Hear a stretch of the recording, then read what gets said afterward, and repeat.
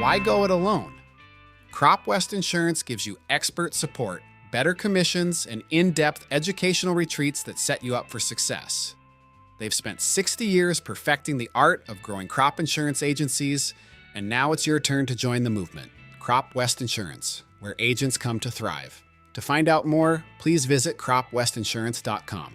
Crop West Insurance Incorporated is an equal opportunity provider and employer.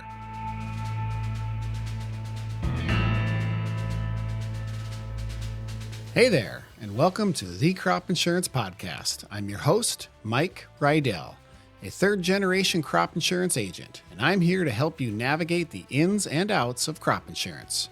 It's what my family's been doing for generations, so you're in good hands.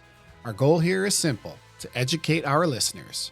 Crop insurance can be complex and overwhelming, but I believe that understanding it is crucial for every farmer. So whether you're a seasoned farmer looking to stay updated or a newcomer seeking guidance, this podcast is for you.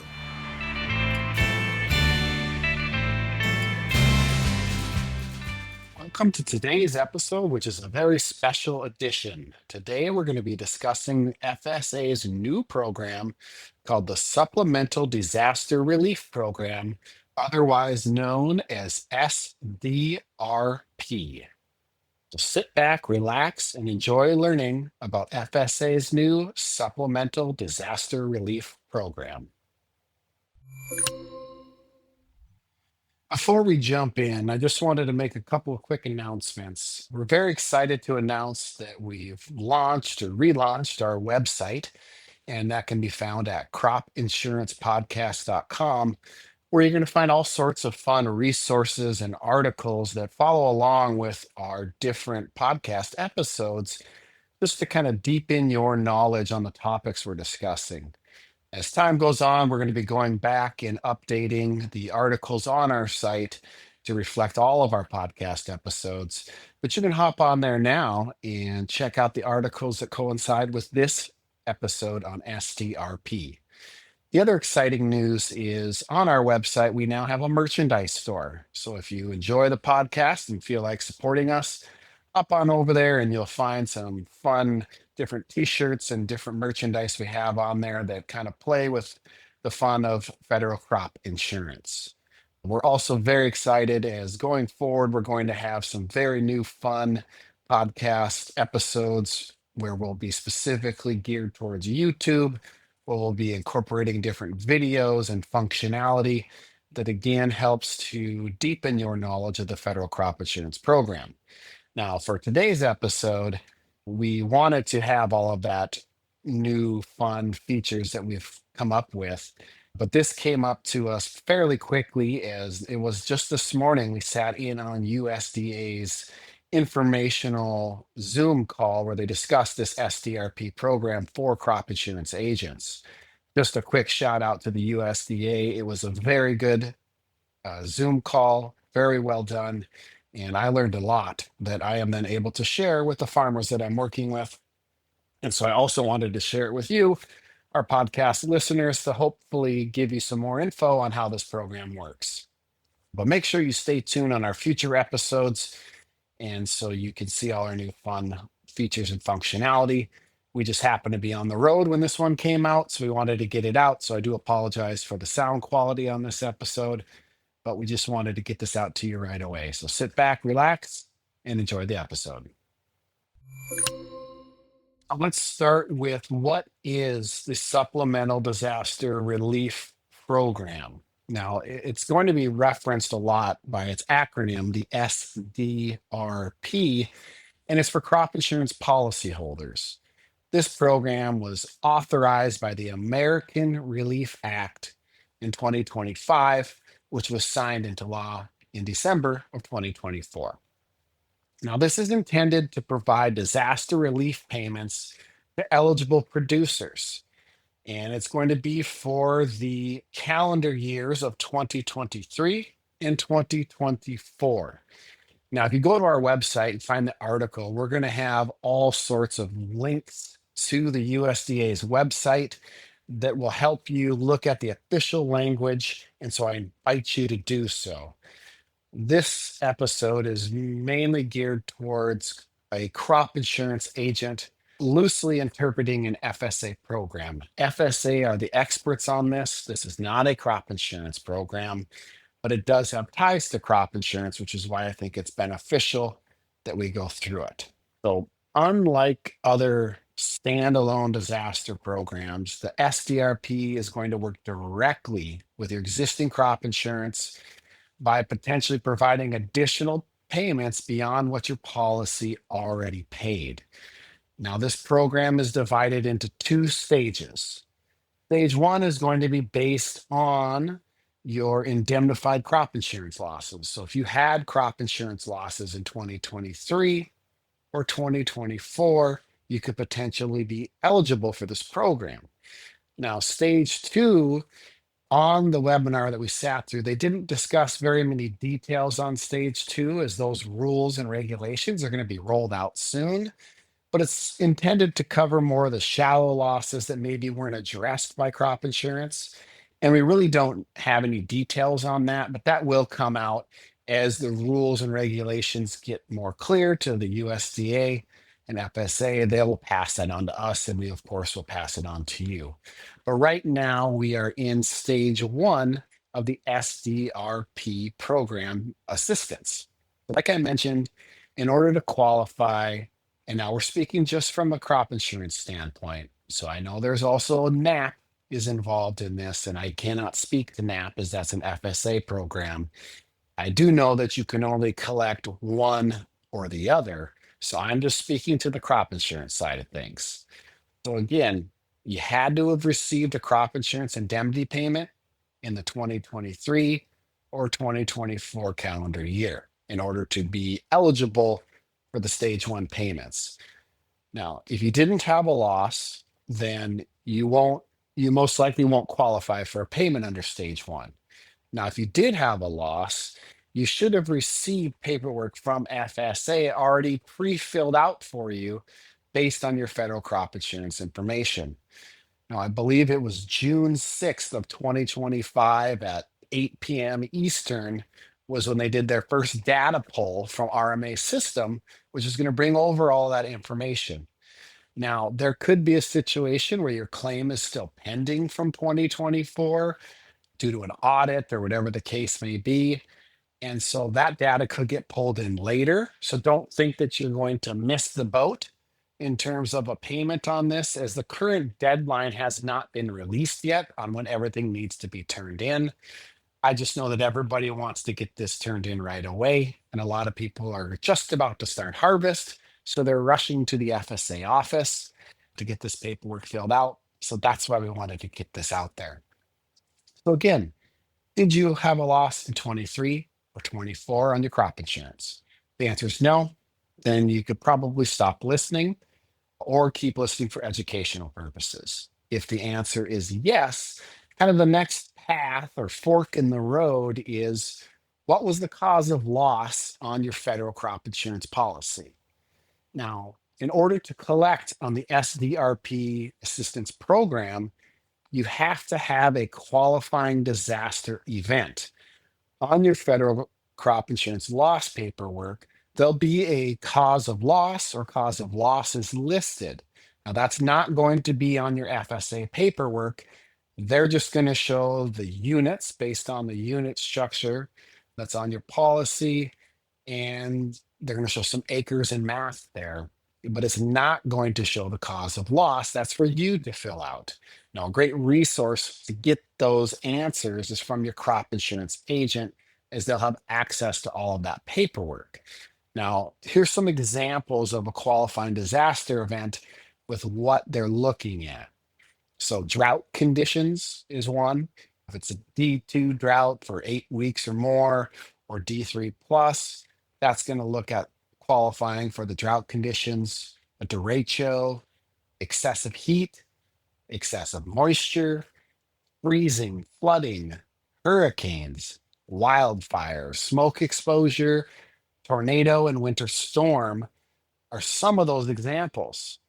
Now, what's really common are the non qualifying events, and that's mainly what I want to focus on here. Is you may have losses that were caused solely by hail or maybe a market price decline. And those are not qualifying losses under the SDRP program. So that, if you remember, though, as you get on the path, the first fork is, did you have a loss or not? So yes, so you go down that happy path to cause of loss. Now, is that cause of loss a qualifying disaster event? You either have yes or no. If the answer is yes, then you continue on filling out your paperwork and noting that qualifying disaster event cause, and then you'll be able to submit that paperwork. If the answer is no, you're not necessarily dead in the water there. So that's kind of what we wanted to focus on, is there's a lot of confusion about, is it a qualifying disaster event or not a qualifying disaster event? So I just kind of wanted to discuss that a little bit. Some very common causes of loss in central Montana during 2023 and 2024 crop years was things like excessive heat, but a big one was hail. A lot of hailstorms roll through and damage crops. And decline in price is another one that caused a lot of people to have losses, especially in 2024. Now, if you had a perfect crop, a perfect growing season, and the only reason you have a loss on your crop insurance policy is a hailstorm, then you're not going to qualify for an SDRP payment. You're just not going to. If you had a perfect crop, a perfect growing season, and it was just solely the decline in price that triggered your loss, again, you're not going to qualify for a payment under the SDRP program. Now, what happens if your crop is already out there and let's say that it's incredibly stressed due to excessive heat and the crop wasn't looking very good to begin with, but then a hailstorm came through, wiped out your crop or did partial damage, and that triggered a loss on your federal crop insurance program? Or same scenario, your crop is incredibly stressed, so your bushels were reduced due to something like excessive heat or excessive moisture or whatever the case may be. What really triggered the loss was the decline in revenue, and that's what's on the loss paperwork. That's the scenario we're looking at, where you're going to want to be able to go in and figure out what occurred on that crop to cause a reduction in your production to trigger a loss. Now, just because your paperwork says decline in price or hail doesn't mean it ends there. You can look through that paperwork and see the adjuster's notes, photographs. Maybe you have some records on hand that help to prove that maybe excessive heat was a contributing factor or excessive moisture or whatever the case may be. The burden of proof is going to fall on you to make sure that you can document that qualifying disaster event that helped contribute to your federal crop insurance loss. That does not mean it has to be the sole reason, which is why we're talking about it, because there's lots of people that could have had a crop that received hail damage that was distressed due to a qualifying disaster event, and the hail just kicked it under your production guarantee to trigger a loss. So you're going to want to make sure you go through that and go through your records to determine if you do qualify, because if you do qualify, then you can put that qualifying disaster event as a cause of loss on your paperwork to then get that pushed through to the next step, where FSA and RMA and USDA, all the entities involved, are going to go through those to then trigger a spot check to see if you do in fact qualify for a loss. Now, I want to make something very clear here, and I'm not suggesting that you just put down a qualifying disaster event, because that would be fraudulent, and you do not want to commit fraud on these forms. What I'm saying is you need to take the whole picture into play here to decide if you think you qualify for a loss, because FSA is going to conduct spot checks to verify the accuracy of the disaster cause on your paperwork. any false certifications or any false records that you put on there could result in penalties, repayments, and other potential issues could arise because, again, you're signing a document that says you're truthfully stating what occurred to your crop. So make sure you do your homework and have all that information on hand. While it's not necessarily required when you turn that paperwork in, it will be required if you get checked.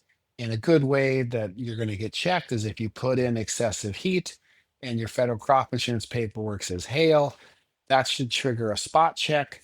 And you want to make sure you have all your ducks in a row and have that conversation openly with the FSA staff so they can help guide you on that. Because I can't help guide you on that because I'm only speaking from a crop insurance perspective. But you just want to make sure that you're taking everything into account when filling this paperwork out because we want to help you take advantage of this program if you're eligible to get a payment. We'd hate to see somebody that's eligible and then not get a payment because they got confused on filling out the paperwork. Again, make your appointment with your FSA office. You're able to go in there and sit down with them and go through it. Can be very helpful. And at that time, before you go in, reach out to your crop insurance agent. Get a copy of all your loss paperwork so you can go through it with the FSA staff. And hopefully, you can be able to figure out what's going to work for you in your operation.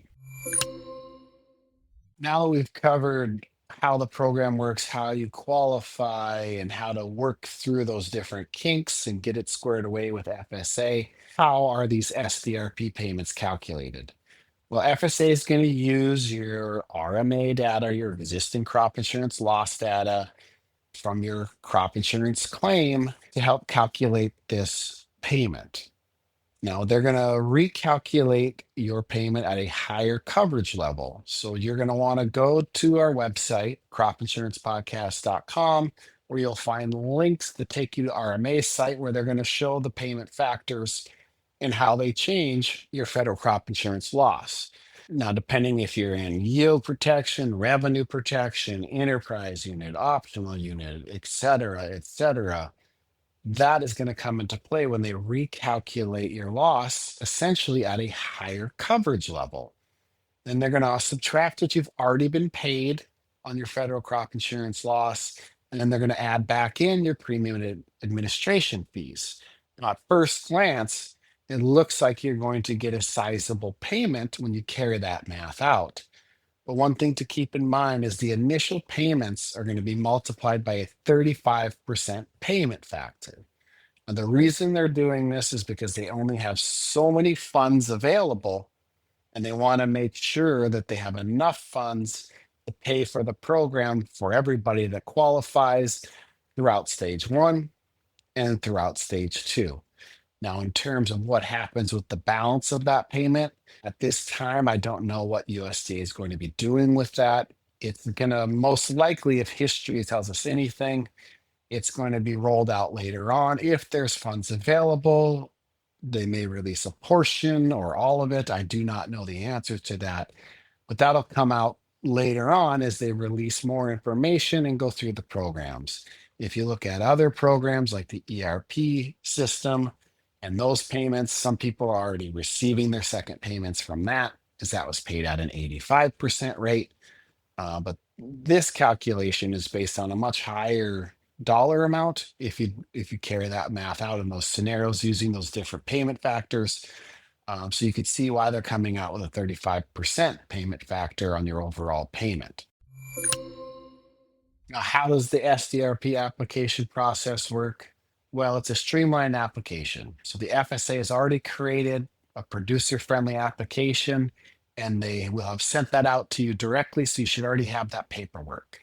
Now, that pre-filled form is going to be sent to you or the eligible producer, and you're just going to need to certify that your loss was caused by a qualifying disaster event. And then you're going to want to return that completed form to your local FSA office. I know a lot of producers that received that paperwork have already spoken with their local FSA office, and they've set up a meeting to go in and sit down with them in person and go through it. That is a fantastic option as you can ask them directly some specific questions. And I highly recommend doing that if you're able to. If not, you can also fill out that paperwork and send it in via fax, email, or regular mail. But a lot of people are going into the office directly so they can ask the questions and get help with filling that form out. The FSA is going to process your application and then they're going to determine if you are eligible for a payment. And again, be truthful on that form. Make sure that you're certifying what actually happened on your farm so that you can make sure that you have the accurate and correct disaster cause listed on your paperwork.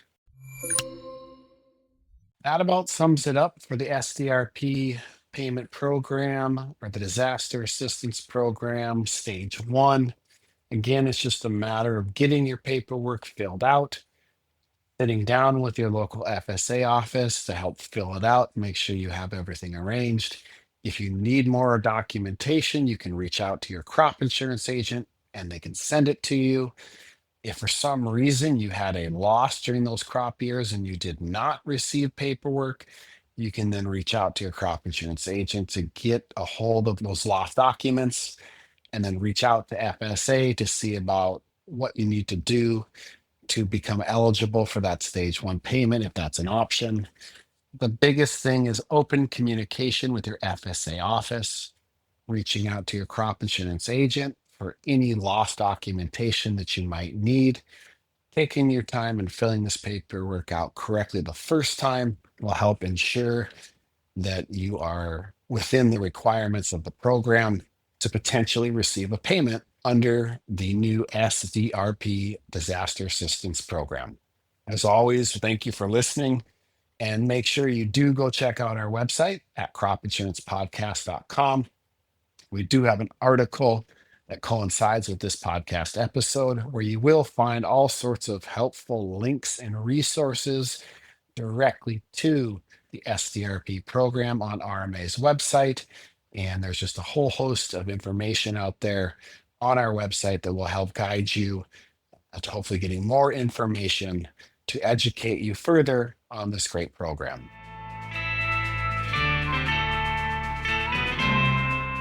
From my family to yours, thank you for joining me today. Explore more at cropinsurancepodcast.com, where you'll find episodes, articles, and tools to help you make the most of your coverage. Be sure to subscribe and share with your friends and neighbors. Remember, this info is just a guide. For specific rules, please refer to the Crop Insurance Handbook and your appropriate crop provisions. This institution is an equal opportunity provider and employer.